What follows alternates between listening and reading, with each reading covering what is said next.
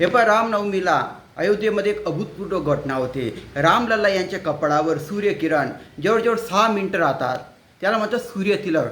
तर हे सूर्यतिलक हे यंत्र तयार केले, भारतीय शास्त्रज्ञांनी तयार केलं यंत्र. ते 100 वर्ष काम करणारे, पुढचे 100 वर्ष. कसं आहे ते यंत्र जाणून घ्या सोप्या भाषेत. त्यासाठी आपल्या शास्त्रज्ञांनी अष्टधातूचे पाईप बनवला. 65 फूट लांबीचे अष्टधातूचे पाईप बनवला. त्यांनी 4 आरसे घेतले, मिरर घेतले आणि 4 लेन्स घेतल्या. 4 आपण लेन्स घेतले, आपण भिंग म्हणतो मराठीत. तर असे 4 आरसे आणि 4 भिंग घेतले आणि आपल्या राम मंदिराच्या 3ऱ्या मजल्यावरती यंत्र बसवलं. ते पाईप बसवला, ते यंत्र बसवलं.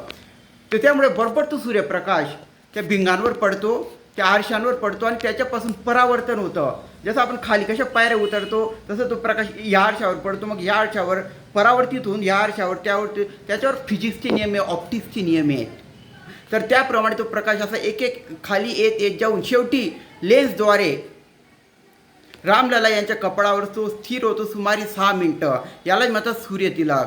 उद्या तुम्हाला हे सूर्यतिलक 12:30 वाजेच्या जवळपास पाहायला मिळू शकतात. फक्त दर रामनवमीला ते पाहायला मिळतात. त्याच्यामध्ये बॅटरीने काहीच नाही, स्वतः तो ॲडजस्ट होतो. साधं यंत्र आहे ते, भारतीय शास्त्रज्ञांनी तयार केलेलं. गिअर लावले त्याच्यामध्ये, 19 गिअर म्हणजे लहान लहान चाकं लावलेले आहेत ॲडजस्टमेंट करायला. तर किती अद्भुत संशोधन आहे. उद्या तो अद्भुत सोहळा अवश्य पहा. रामलला यांच्या कपाळावर जवळजवळ 6 मिनिटं सूर्यकिरण थांबतील. आणि हो, ते सूर्यकिरणाची उष्णता 50% कमी केलेली आहे. म्हणजे मूर्तीला, रामलला यांच्या मूर्तीला काही धोका व्हायला नको त्या उष्णतेपासून.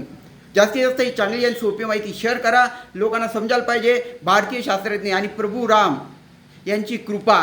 याच्याने किती मस्त सूर्य तिलक, विज्ञान किती. करा शेअर. धन्यवाद.